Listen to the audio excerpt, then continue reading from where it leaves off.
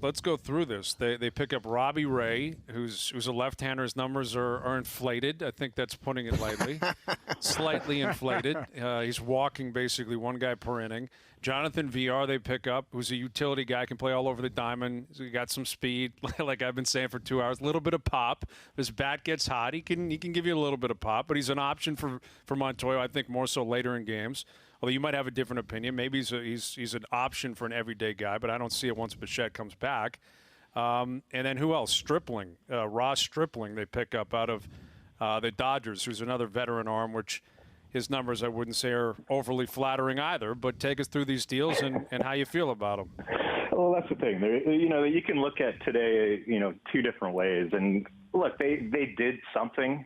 They did a lot. And these guys are buy lows. And I love buy low candidates because, I don't think trading market value for market value is the way you kind of surprise and build a great ball team. And, I like these moves in a vacuum, but you can look at it as they also acquired a guy with a 7.84 ERA, a pitcher with a 5.61 ERA, and in Villar, a guy who was essentially cast off by the Baltimore Orioles in the offseason, making $8+ million, and has some warts to his game. He gets a little bit over aggressive on the base pass. I know that's one of the reasons the Marlins decided to move on today. So not perfect players, but when you look at kind of what they bring and the roles they may be asked to fill, it's a good day, and they did not give up much. And, that's really the overarching theme here is, they look at this run right here as a little bit of a bonus. That doesn't mean they were going to go out and ante up for Mike Clevenger. That would have been, trading a Jordan Groshans type, really looking at your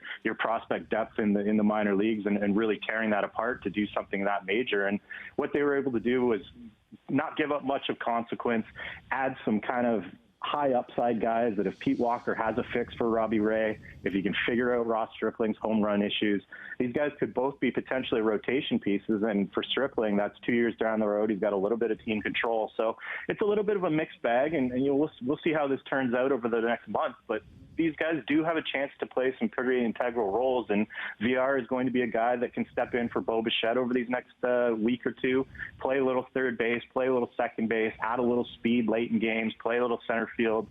So it'll be interesting to see how they use him, but this is the way it's at. It's versatility, and you're going to see these guys moving around, and he gives you another option, and then you got two starting pitchers that, you hope something clicks. Well, you mentioned Clevenger, and he got traded. Clearly, he had to go. I mean, the Tribe, they probably feel pretty good about their chances on going a run here. They should. I mean, they've got a good team. But we all know what happened with him and Plesac in Chicago and them getting booted from the clubhouse. So it felt almost inevitable Clevenger was going to go, and he goes to San Diego for an absolute haul. I mean, huge amount of prospect collateral coming the other way to Cleveland. But Clevenger in that kind of deal, that is the kind of deal that eventually the Blue Jays are likely going to have to make, aren't they, Scotty, in terms of likely not signing a monster free agent arm? Maybe you can, but likely you won't. And if you're going to go the route of Houston, which is the example they constantly use here in Toronto, you got to trade for Verlander. You got to trade for Greinke. You got to trade for these type of pitchers. Clevenger, I don't know if he's at that level of status, but at some point they're going to have to pull the trigger on a deal like that, aren't they? Yeah, I mean, you nailed it there. That's the restraint they showed today, and I have a lot of respect for that because you could have gone out and got Clevenger, and that gives you a real devastating 1-2 punch with him and Ryu atop that rotation, and that would have given you a chance in any sort of 3-game series that you're going to go into in October. But you do have to look at the big picture, and you have to figure out when this competitive window is legitimately going to open. And for everybody this year, it's open because it's such a unique season. But really, when you look at 2021, 2022, do you want to tear apart this second wave of prospects that they've built up in the minor leagues, which according to Baseball America is the 4th best farm system in the minor leagues at this point? So there's another wave of talent coming, and the Blue Jays showed some restraint, and Ross Atkins showed some restraint and some patience in not going out and doing that, because I fully believe they could have got a Clevenger deal done if they wanted to. Alejandro Kirk plus, and you could have added him and kind of went into this September and said, hey, let's see what happens. But I really think this off season is probably the time where you consider that some of these controllable arms come on the market. You could have gone out and done it now, but obviously they thought the price was too high. And when you look at what San Diego gave up, they're clearly a couple years ahead of the Blue Jays in the same type of rebuild, and they thought this was the time, and it's probably a smart move by the Padres. You almost just answered my question, Scott. Do you think like one more or two more trade deadlines, they will be that team that's looking for that kind of deal? Well, I think they're that team now. I just think there's a little bit of restraint just knowing how early they are in this process. And, I think there's a little bit of smoke and mirrors to what they're doing right now. I don't think they feel like they've built a true contender. Like I said, anything can happen in this year. But, yeah, I've kind of always looked at this winter as one that they would go out, especially after signing Ryu last year. You don't stop there. You got to do kind of the same thing. And like Hayes said, if that's a trade, it makes a whole lot of sense because you have built up a system rather than going out and spending, $20 million again. And, I think the Blue Jays are at that point, and they investigated Clevenger right down to, kind of the final hour in terms of seeing what it would take. So I think they are at that point, but they showed some restraint in terms of believing that, the window is about to open probably really truthfully next year. Yeah, and that makes sense. I mean, I totally get it, and I'm not even suggesting they had to go out and get Clevenger. I'm bracing for when that's going to be the case, and I think it speaks to how they've played this year, the fact that it's a legitimate conversation right now, and the team deserves credit for that. And you look at what they've managed to do by, more minor trades. There have been some bigger names that they've shipped out, but we know when they shipped out Donaldson, they didn't bring much back. Now maybe Merriweather turns into something. We'll see. Stroman was on, basically a let's get him out of town type of deal. Same thing with Sanchez, not necessarily trading them at the highest point of their value in terms of the history of their time here with the club. But I will give credit to Atkins and Shapiro in terms of a lot of these smaller deals they've made over the past couple of years. Some of them have really panned out. And the Teoscar Hernandez deal is the best example. I mean, they traded him for Francisco Liriano.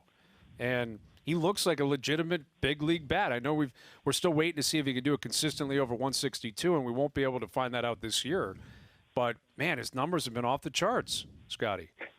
Yeah, that's exactly what they've done. They've kind of worked the fringes of this roster over the last couple of years, and we saw that kind of start to spin into the top of the roster a little bit more with Ryu last winter, and some of these guys that potentially could be pieces here today. I think Stripling has a chance to be a guy who could at least be a back end starter, a solid back end starter type. So I think when you look at today's deals for any sort of upside, I think that's where you look. But yeah, I mean, they're at the point now where there's a ton of prospect capital in the minor leagues. There's redundancy in terms of what you have at the big league level and what you have coming up. So there's going to be a blockbuster deal at some point that these guys are going to pull off for some sort of controllable asset. And, you don't know what the timing is going to be, whether it's going to be a winter deal, a trade deadline deal next July.